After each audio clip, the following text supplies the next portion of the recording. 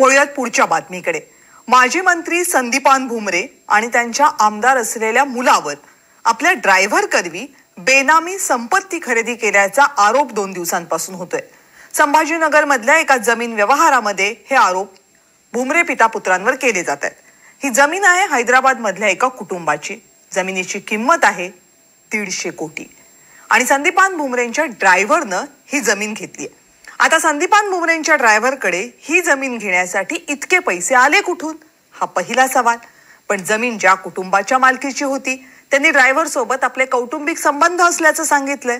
पण दुसरीकडे एका वकिलांनी सुद्धा या जमिनीवर आपला दावा केलाय आणि ज्या हिबानामा पद्धतीनं ही जमीन हस्तांतरित करण्यात आली त्यावरही प्रश्नचिन्ह निर्माण झाले. 150 कोटींचा चालक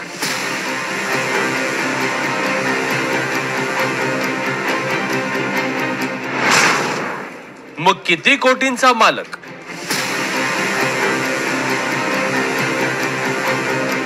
छत्रपती संभाजीनगरच्या दाऊदपुऱ्यातल्या या 12 एकर जमिनीच्या पाटीवर जेव्हापासून खासदार संदीपान भुमरे यांच्या ड्रायव्हरचं नाव लागलंय तेव्हापासून एकच प्रश्न विचारला जातोय. हैदराबादच्या नवाबाच्या दरबारातल्या प्रतिष्ठित सालारजंग कुटुंबाची जमीन एका साधारण ड्रायव्हरच्या नावावर कशी झाली? म्हणून आम्ही थेट संपर्क साधला सालारजंग कुटुंबाच्या वंशजांशी, ज्यांनी ही जमीन जावेद रसूल शेख या ड्रायव्हरच्या नावे केली. जावेद शेख से मेरे घरेलू ताल्लुकात है, इस बिना पे मैं हिबा किया हूँ. वो जावेद शेख जो जमाने से मेरे से ताल्लुकात भी है, ये मुझे नहीं मालूम कि एमएलए या एमपी के पास नौकरी करता है, इसलिए करता है, मुझे नहीं मालूम है चीज. मैं जावेद शेख को हिबा किया हूँ मेरी इज्जत महफूज रखने के लिए. आमचे वडिलापासून घरगुती संबंध आहे, फॅमिली एकदम कुटुंब संबंध आहे. ते इथे यायचं तर आमच्या इथे थांबायचे नवाब साहेब. माझे वडील असताना आल्यानंतर ते इथं थांबणं किंवा माझे वडील तिकडे जाणं लहानपणापासून समजा 15-20 वर्षापासून संबंध आहे. कुर्मापोटी हिबाबनामा करून दिला त्यांनी माझ्या नावावर. आता मुद्दा असा आहे की ही जमीन हस्तांतरणाची पद्धत आहे हिबानामा. हिबानामा म्हणजे बक्षीस पत्र, म्हणजे एखादी जमीन कोणत्याही मोबदल्या विना दुसऱ्याच्या नावे हस्तांतरित करणे. पण हे बक्षीस पत्र रक्ताच्या नात्याबाहेरही करता येतं का? दुसरा प्रश्न असा की बक्षीस पत्र केलं असलं तरी त्यावर बाजार मूल्याच्या 5% मुद्रांक शुल्क आणि 1% नोंदणी शुल्क भरावं लागतं. याचाच अर्थ जावेद शेखला या जमिनीसाठी किमान 11 कोटी रुपये भरावे लागणार होते. ते भरले गेलेत का?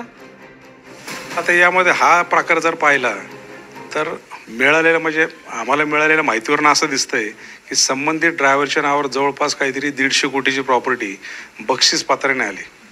आता 150 कोटीची बक्षीस जर प्रॉपर्टी येत असेल तर ज्याची ती प्रॉपर्टी होती त्या प्रॉपर्टीशी हा किती कनेक्टेड होता. म्हणजे यामध्ये असा डावपेच असू शकतो. एक तर 150 कोटीची प्रॉपर्टी म्हटल्यानंतर 3.5-4 कोटीची स्टॅम्प ड्युटी होती. पहिली गोष्ट ती बुडवली. बक्षीस पत्र त्या नावाने करून घेतलं. आता ज्याने करून दिलंय त्यांचे नातेवाईक काय होते, ब्लड रिलेशन यांचं होतं का, ह्याची सगळी पडताळणी होईल. मुद्दा असा आहे की जर हे सगळे सोपस्कार पार पाडले नाहीत तर संपत्ती घेणाऱ्याला 10 पट दंड बसतो. आयकर खात्याचा 200% दंड बसतो. फसवणुकीचा गुन्हा दाखल केला जातो. मालमत्तेचे हस्तांतरण अवैध ठरवले जाते आणि ही मालमत्ता बेनामी ठरू शकते.